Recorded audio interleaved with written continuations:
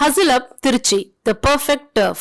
புக்கிங்க்கு ஸ்கிரீன்ல இருக்கிற நம்பரை காண்டாக்ட் பண்ணுங்க. விடியல் இந்தியா டிஜிட்டல் மார்க்கெட்டிங் கம்பெனி உங்க ஷாப்ஸ் பிசினஸ் டெவலப் பண்ண டிஜிட்டல் மார்க்கெட்டிங் ரொம்பவே யூஸ்ஃபுல்லா இருக்கும். அதுவும் குறைஞ்ச விலையில பண்ண விடியல் இந்தியாவை காண்டாக்ட் பண்ணுங்க. மனித விடியல் மாத இதழுக்கு திறமையான ரிப்போர்ட்டர்ஸ் தேவை. ஆர்வம் உள்ளவங்க ஸ்கிரீன்ல இருக்கிற நம்பரை காண்டாக்ட் பண்ணுங்க.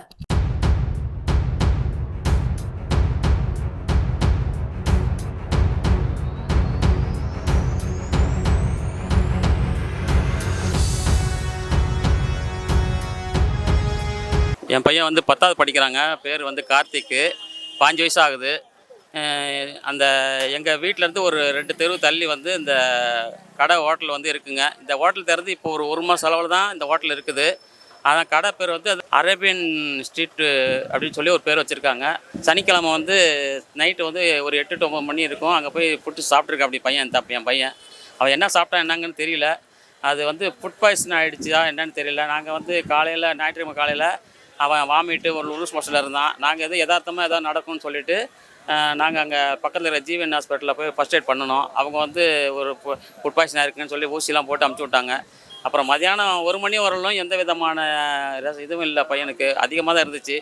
அப்புறம் என்னோடய நண்பர் வந்து அங்கே சின்ன கடையில் ஆட்டோ ஸ்டாண்டில் இருக்காங்க. அவங்கக்கிட்ட சொன்னேன், இந்த மாதிரி இருக்குது பையனுக்கு, நான் எங்கேயும் வர முடியாது கூப்பிட்டுருந்தாங்க. அதனால் நான் சொன்னப்போ அவங்க எனக்கு ஒரு மணி நேரத்தில் கால் பண்ணாங்க. இந்த கடைக்கிட்ட வந்து 2 பேர் வந்து அவங்க வீட்லேயும் இந்த மாதிரி வாமிட்டு இது மாதிரி இருக்குன்னு சொல்லி வந்திருக்காங்க, வந்து பாரு அப்படின்னாங்க. சரி நானும் வந்து கேட்டதில் வந்து இப்போ இவங்க நிற்கிறவங்க எல்லாருமே வந்து நான் போய் பார்த்து என்னோடய குறைகளை வந்து நான் வந்து அவங்ககிட்ட சொன்னேன். அவங்களும் அதே மாதிரி அவங்க அதையே சொன்னாங்க. நான் சொன்னதும் அவங்க எல்லாம் சொன்னது எல்லாமே ஒன்றா தான் இருந்துச்சு. எல்லாருமே அந்த நேரம் அந்த கடையில் தான் எல்லாருமே அங்கே சாப்பிட்டவங்க தான். யாருமே வந்து எனக்கு அவங்கள இங்கே நிற்கிற யாருமே எனக்கு தெரியாது. முகம் பரிச்சயம் இல்லாத தெரியாதவங்க எனக்கு. இது வந்து கடைக்கு முன்னாடி வந்து அவங்க சாப்பிட்ட பொருள் வந்து என்ன சாப்பிட்டாங்க, ஆனால் சிக்கன் சாப்பிட்டாங்களா இல்லை ஷவர்மான்னு சொல்கிறாங்க. என் பையன் என்ன கேட்டால் ஷவர்மா சாப்பிட்டேன்னு சொன்னான். அதே மாதிரி அவங்க கிட்டேயும் சொன்னேன். அதே மாதிரி அவங்க பையனுங்களும் பசங்களும் அதே தான் சொன்னாங்க. ஆனால் அந்த கடையில் பொதுவாக காமனாக வந்து என்ன சாப்பிட்டாங்க என்னன்னு தெரியல. எல்லாருமே அன்கண்டிஷனில் இன்றைக்கி வந்து இந்த ஜிஹெச்சில் வந்து இன்றைக்கி 4 நாள் ஆச்சு அட்மிஷன் ஆகி. என் பையனுக்கு வந்து இன்னமும் வந்து லூஸ் மோஷன் வாமிட் சரியாக நிற்கலை. இப்போ என் பையனை வந்து என்ன வந்து வெளியில் வந்து டிஸ்சார்ஜ் பண்ணி நம்ம வெளியில் ப்ரைவேட்டில் கொண்டுட்டு போய் பார்க்கணும்னு சொல்லி நான் சொல்லியிருக்கேன். இப்போ இவங்கெல்லாம் வந்து என் கூட இல்லை, எல்லாம் தனித்தனியாக பெட்டில் இருக்கிறோம். இந்த மாதிரி எங்கள் பையன் சனிக்கிழமை நைட்டு 11 மணிக்கு சாப்பிட போனான். அதுலேருந்து ஞாயிற்றுக்கிழமை 11 மணிலேருந்து அவனுக்கு வாந்தி வைத்தால நிற்கவே இல்லை, போயிட்டே இருக்குது. ரமேஷ்குமார்கிட்ட போய் காமிச்சோம். அவர் ஃபுட் பாய்சன் ஆகிருக்கு அப்படின்னு சொல்லிட்டு 2 ஊசி போட்டு மாத்திரை கொடுத்தாரு. அதை வாங்கிட்டு வந்து வீட்டில் ரொம்ப ட்ரீட்மெண்ட் மறுபடியும் போட்டுட்டு இருந்தால் சரியாகல, கண்டினியூ ஆகலை. திருப்பி இன்னொரு டாக்டர்கிட்டையும் போய் காமிச்சோம்.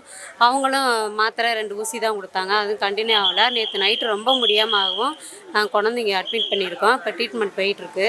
எதுவுமே அவனுக்கு இன்னும் நிற்கவே இல்லை, வாந்தி வைத்தால எதுவுமே நிற்கல, போயிட்டு தான் இருக்குது. சார் வணக்கம், நான் வந்து பாபு ரோடு நடுசனை குளத்துலேருந்து பேசுகிறோம். அங்கே வந்து என் தம்பி வந்து ஒரு கடை பக்கத்தில் இருக்கிற கடையில் போய் ஷவர்மாங்கிற ஒரு ஃபுட்டை சாப்பிட்டு சனிக்கிழமை நைட்டு வந்து சாப்பிட்டாரு. ஞாயிற்றுக்கிழமை காலையில் இப்போ 4 மணிலேருந்து நைட்டு வரைக்குமே 11 வாட்டி லூஸ் மோஷனு, 7 வாட்டி வாமிட்டு இதெல்லாம் வந்தவும் ரொம்ப சீரியஸ் ஆகி தான் நாங்கள் கொண்டு வந்து சேர்த்தோம். இங்கே குளுக்கோஸ் தான் போடுறாங்க தவிர மற்றபடி சைடு எஃபெக்ட் எதுவுமே ஆக மாட்டேங்குது. அதனால் கொஞ்சம் ட்ரீட்மெண்ட் வந்து கொஞ்சம் நல்லா பார்த்து கொஞ்சம் தேடி கொண்டு வரணும். அதுக்காக எத்தனை பேர் பாதிக்கப்பட்டு இது மாதிரி ஒரு 7 பேர் இந்த ஹாஸ்பிட்டலில் இருக்காங்க. அதில் வந்து 2 பேர் ஐசியூவில் இருக்காங்க. ஆமாம், இது வந்து நாங்கள் என்னன்னா இந்த இதில் வந்து எங்களை மாதிரி அடுத்த குழந்தைங்களுக்கு எதுவும் ஆகக்கூடாது. அதுக்காக கொஞ்சம் சிவியராக கொஞ்சம் எடுக்கணும். இந்த கடையை பொறுத்தவரையிலும் நாங்கள் எல்லோரும் பாதிக்கப்பட்டவங்க. இப்போது தினம் வந்து இந்த ஜிஹெச்சை பொறுத்தவரையிலும் 1-2 பேர் வந்து அட்மிஷன் ஆகிறான்னு சொல்கிறாங்க. ஆனால் அங்கே ஹாஸ்பிட்டலை பொறுத்தவரையிலும் அது தகவல் யாருக்கும் தெரியல. இப்போ நாங்கள்லாம் ஒரே பெட்டு ஒரே வார்டில் இருக்கிறனால தான் இது எங்களுக்கே தெரிஞ்சிருக்குது.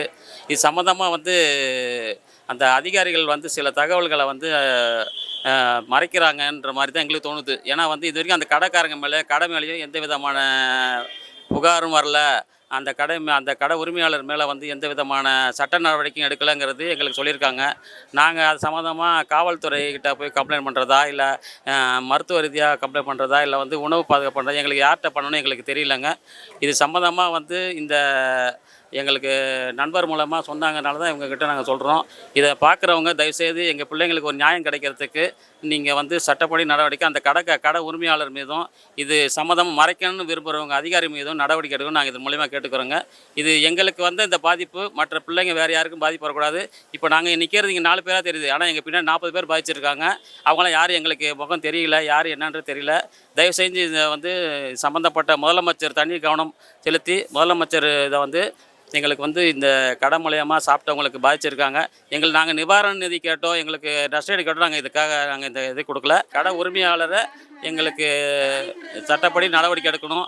இதை மறைக்கணும்னு நினைக்கிற அதிகாரிகளை நீங்கள் வந்து நடவடிக்கை எடுக்கணுன்றதை நாங்கள் கேட்டுக்கிறோங்க.